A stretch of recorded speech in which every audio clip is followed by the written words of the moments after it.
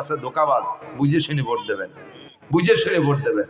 যার নিজের ভিতরে যে ইসলামকে বাস্তবায়ন করতে পারে না, সে রাষ্ট্রীয়ভাবে পারবে না। আগে মাথার থেকে পায়ের তালু পর্যন্ত নিজের দেহের মধ্যে ইসলাম আসছে কিনা, পরিবারের মধ্যে আসছে কিনা দেখতে হবে। সেখানে এদের হাতে ইসলাম আমানত, নইলে কিন্তু ইসলাম সে আনো যে কেয়ানত হয়ে যাবে। আল্লাহ হেফাজত করুন। 2 নম্বর শিরিক ফিল ইবাদত। 3 নম্বর হলো শিরিক ফিল ইবাদত। এই ইবাদতের শিরিকের থেকে বাঁচবেন। শিরিক ফিল ইবাদত কাকে বলে? ভালো কিছু করে মানুষের কাছ থেকে প্রশংসা চাওয়া, বাহবা নেয়া। এই যে আমাদের আবু জর ভাই আমার বাড়ি দাওয়াত দিয়েছে, তারপরে গোলজার সাহেব ওন্ডা এই মাহফিল মিলেছে। এর আগে তো এখানে মাহফিল হয়েছে, আজকে হয়েছে সুন্দর। ওন্ডা যদি কালকেতে ক্রেডিট ঝাড়ে, দেখছিস মাহফিল দেখাই ছাড়িয়ে দিলাম, বহুত নেকি হয়েছে। সব আপনারা ভাবেন ওন্ডা দুজন খালি হাতে ফাঁকা হাতে উঠতে হবে, কোনো গর্বের কিছু নেই। আমি মৌলানা নাসির অস্করি বেরোয় যাওয়ার সময় কান খাড়া করে রাখি, দেখি প্রতিক্রিয়া কি আসে। যদি কয় যে ফাটাফাটি ওয়াজ হয়েছে, কি করে চোখে আঙ্গুল দিয়ে দৌড়াই দিচ্ছে হুজুর, যদিও সুর নাই, কথাগুলো গুলির মতো, এই শুনি আমি খুশিতে খালি ফুলি। আমি এই প্রশংসা যদি ওয়াজ করি, তাহলে আমার ওয়াজে আপনারা হিদায়াত পেয়ে জান্নাতে যাবেন, আমি খালি হাতে উঠবো।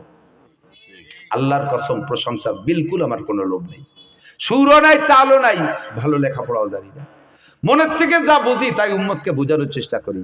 যতটুকু ত্রুটি আছে আল্লাহ যেন সেটুকু আল্লাহ তাআলা ক্ষমা করে দেয়। ইখলাস থাকতে হবে সব জায়গায়। প্রত্যেকটা ইবাদত, নামাজ পড়ে সুন্দর করে, যাতে মানুষের শোনে আর দেখে, যার প্রশংসা করে। 5 ক্লাস নামাজ পড়ে, পাগড়ি একটা বাঁধে, যাতে মানসি কয় যে কি ওর বাবা মনে হয় সরমনাই গেছিল, যে পাগড়ি বাঁধছে। তসবি পড়ে, তসবিতে কি পড়ে? জিকির করে না? হ্যাঁ, তসবিতে তো জিকির করে, জিকির করে সোয়া খালি সুবহানাল্লাহ।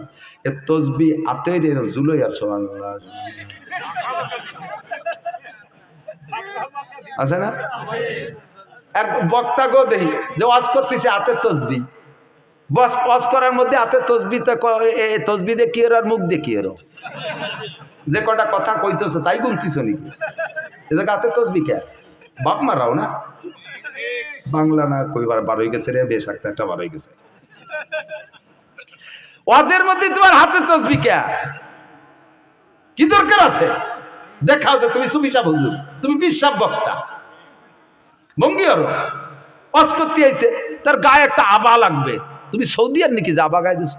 আবার আবারটা গায়ে দিয়ে উপরে রুমাল একটা দিয়ে তার উপরে টায়ার একখান পেঁচাইছে। কে এত ভাব? কে এত ভাব? কে ওয়াজ করতে আইছো মুখস্থ, এ জায়গা 3-4টে ল্যাপটপ সাজাই গুজাই থুইয়ে, এত ভাব কে? ওই দেখার সময় আছে নাকি?